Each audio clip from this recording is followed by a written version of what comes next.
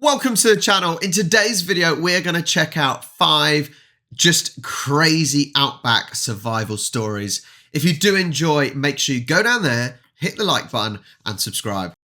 Welcome back to another episode of Shadow Matter. Today we're going to be looking at some of the most amazing true life stories of survival in the remote and vast expanse of the Australian Outback. Dennis Deer. Hello, my name is Dennis, and I am very thirsty. These were the first words that 14-year-old Dennis Deer muttered to his rescuers in the rugged bush at Flint, Western Australia, in the Mindaring State Forest on New Year's Eve 2012. Dennis and his father, Peter, along with a group of friends, set off for a camping and biking excursion on New Year's Eve weekend 2012. It was one of the first trips Dennis and his father had taken together after a 7-year separation. The group arrived at a popular camping and biking site at 6 a.m. December the 30th. And 30 minutes later, Peter realized his son was missing. The father quickly worried for his son's safety, as he had autism and a little bit of cerebral palsy.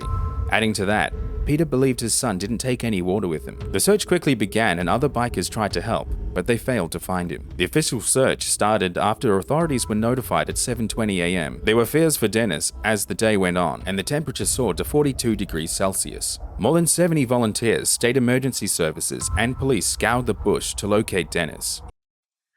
I just question how, I appreciate why he may have wandered off, and well, not necessarily what was going through his head, but if it says that he's got autism, for example, it gives some sort of reason why maybe he just went, he thought of something and went.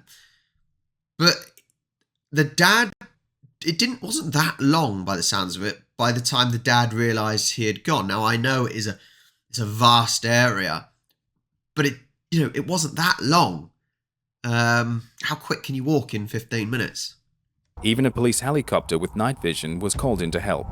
As dusk set in, they happened upon Dennis's bike in a ditch. The bike's chain was broken. The keys and the boy's helmet and gloves were missing. That solves the problem of how he got away a bit further than you would have on foot. Police and searchers continued patrolling bush tracks in their vehicles throughout the night as visibility was too low for officers on foot. Dennis's mother, Kay, also joined the search after learning of her son's disappearance and expressed her fears to local authorities and newspapers that the seriousness of the situation would not register with her son. Quote, "It wouldn't faze him at all as such. Even when he sees the search, he wouldn't realize it's about him." End quote. Kay was hopeful her son, who was solidly built and around 180 centimeters tall, would be able to survive the night. Also explaining that Dennis had experience in Boy Scouts and learned traditional Aboriginal methods of survival. With low visibility during the night, the search was paused at 10:30 p.m. and picking up back in the morning. But at the 24 hours mark, the reality of the situation finally hit the family. At 11 a.m., an SES volunteer spotted a footprint in the sand. They decided to cover another 4 kilometers before heading back to base. About 500 meters down the track, Dennis came wandering out from the side of the road, covered in dirt. He hugged one of the SES volunteers and said, "Hello, my name is Dennis, and I am very thirsty." Relieved by everyone that Dennis was safe, he recalled his survival tactics of sipping small amounts of water from plants while snacking on lollies that had been left by SES volunteers to let Dennis know that they were searching for him. He had also covered himself in dirt to help shield his skin. Police said that these tactics potentially saved the teenager. So clever. Like the whole thing of covering his skin in dirt because it's going to stop the sun going, and burning him, for example. So clever. This is the thing quite often with autistic people. They are so smart.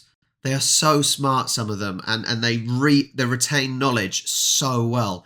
And there's me, and I barely remember what I was meant to be doing yesterday or what, My short-term memory is awful and I'm rubbish at learning and remembering things, but autistic people just seem to have that. They're like a sponge. The young man finally reunited with his family and gave his mother a big hug as a crowd of searchers and police applauded. Theo Rosmuller. 53-year-old Victorian Theo Rosmuller, along with his wife and a group of friends, set out from Victoria to Laverton in Western Australia for a gold prospecting trip in July of 2008. Theo had been searching for gold with his wife and a group of friends about 130 kilometers north of Laverton when he became lost. Armed with only a pocket knife, a torch, and a metal detector, he wandered off alone towards a large outcrop of granite. By the time it was getting dark, Theo realized he was lost when he couldn't see the group or the car. You've got to be so careful in places like this. I know, I've got the knowledge from Russell Coit, and I know it's a bit of a joke, but it's still serious. Too many people, not just the Outback, but other places, the Sahara, for example, or wherever, they go so unprepared. And, you need, well, I can't even remember the equation that Russell Coit did because it was a complete nonsense, but you need so much water and food, and you need to be prepared for the worst to happen. And quite often, it seems like in these stories, they're not prepared. And it was now getting too late to use the sun to find his bearings. As it got colder, Theo had to find shelter for the night as the temperature dropped. He found a hollow in the rocks where kangaroos would sleep, crawled into it, and covered himself with branches. The next day, cloud cover prevented Theo from being able to use the sun to find his sense of direction. Carrying no food or water, Rosmuller knew he was in trouble after a whole day and night of being lost, but his career back home came in handy. Quote, "I'm a pest control bloke from back home, so I knew a bit about insects and whatnot. I knew termites had a high protein, so I was eating a lot of those. I just hit the top of the termite nest off and get stuck into them." End quote. The only moisture Theo was able to obtain came from plants in the morning and from licking rocks at night. But even with the little hydration and source of food that Rosmuller was able to get, it wasn't enough to ward off hallucinations. As the days went past, Theo's spirits fell, and he began to consider that he might never be found. One of the days, Theo saw a search plane fly overhead. He tried to get its attention by waving his clothes and yelling at it, but the plane didn't see him and continued flying past. On the fourth day of being lost, Theo was losing energy and failed to walk more than a few meters at a time before he had to stop. His hopes of being rescued seemed slim, and he scratched a final message to his family on his torch. Just as Theo thought all was ending, he heard gunshots. He whistled. A yell came in response. He whistled again. He heard another yell. Two men from a local Aboriginal community were out shooting that morning and spotted Theo. "It was just magic," he said of his rescue. "I just collapsed." The men took him back to his camp, which he was 10 kilometers away from. He was treated at Laverton Hospital and told officials that he planned to continue his gold hunting holiday. It's it's interesting how quickly, for example, the hallucinations can start. Was it about 4 or 5 days? It's still what you think a short amount of time. Yes, granted, I'm hungry after about a couple of hours. But for the hallucinations, but the heat that you're probably in as well in this situation, or certainly the picture that this video is giving, saps you so quickly, wouldn't it? And yeah, it's pure coincidence that certain things happen, like a couple of Aboriginals going shooting, managed to find him. Rod Ansel. Rod Ansel was a cattle grazier and a buffalo hunter based in the top end of the Northern Territory. Ansel became famous in 1977 after he was stranded in the remote region of the Northern Territory, and the story of his survival for 56 days with limited supplies reached headlines around the world. And he was also the inspiration for Paul Hogan's character, Mick Dundee, in the 1986 film Crocodile Dundee. In 1977, after completing a buffalo catching job, Ansel decided to travel to the Victoria River on what he claimed was a fishing trip. To be fair, he does look a little bit like Crocodile Dundee, doesn't he? He does look very similar to Paul Hogan. Although various others claimed he was really going to illegally poach crocs. He told his girlfriend at the time he would be returning in a few months, taking with him a rifle, a knife, some canned food, bedding, and traversed the river in his small dinghy. He claims he was capsized by, quote, something big. Rod was left stranded almost 200 kilometers from the nearest settlement, and one of his dogs had a broken leg. During the night, Ansel's dinghy drifted out to sea, eventually washing up on a small island in another river. Over the next few weeks, Ansel fed himself and his dogs by hunting wild cattle and buffalo, and had to resort to drinking their blood, as there was a lack of fresh water in the rivers. Lovely. He was also able to retrieve honey from beehives and took to sleeping in trees to keep out of reach of crocodiles. Although, he did share a tree with a brown snake. Rod never thought he would be rescued, as he told others that he would be gone for a month, and in turn negating the possibility of a search party. Plus, he was in another river as opposed to the one he had mentioned to others. One day, Rod heard horse bells, which drew him to two Aboriginal stockmen and their stock manager. Once back home, he kept his 7-week ordeal to himself, fearing he would upset his mother with his recklessness. He later made headlines, and newspapers dubbed him the modern-day Robinson Crusoe. He brushed off his celebrity status as not a big deal, and some people have reserved skepticism about his survival story. some people just have that sort of sense of adventure, and that they get into dangerous situations quite easily, right? And he seems like that type of character. But once again, just coincidence that passers-by were going past, and just some people just don't think about the dangers, do they, sometimes? Molly Kelly. Molly Craig was born in Jigalong, Western Australia, around Molly 1916 Craig, or 17. Her mother was a Matu Aboriginal woman, and her father was a white Australian fence inspector for the pest fence known as the rabbit-proof fence. A massive fence that runs 1,833 kilometers and crosses through the state from north to south, and was constructed in the early half of the 20th century. I've actually learnt about that. Basically, there are certain, what you'd say, pests, like rabbits, for example, that were brought over to Australia, and they are a bit of a nuisance, and therefore there's big fences that have been built in Australia to try and separate them, basically, as a means to control infestation of pests such as rabbits. Also around this time, children of mixed Indigenous and white parentage were frequently removed from their families and placed in institutions or with white families as domestic servants.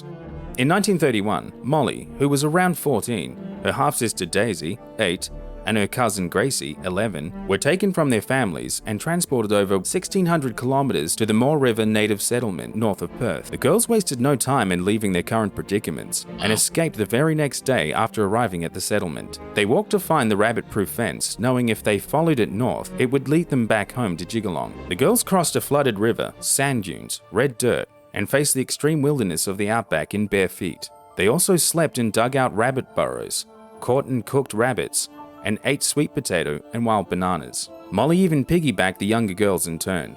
Their journey over 1,600 kilometers took 9 weeks before they were reunited with their families in Jigalong.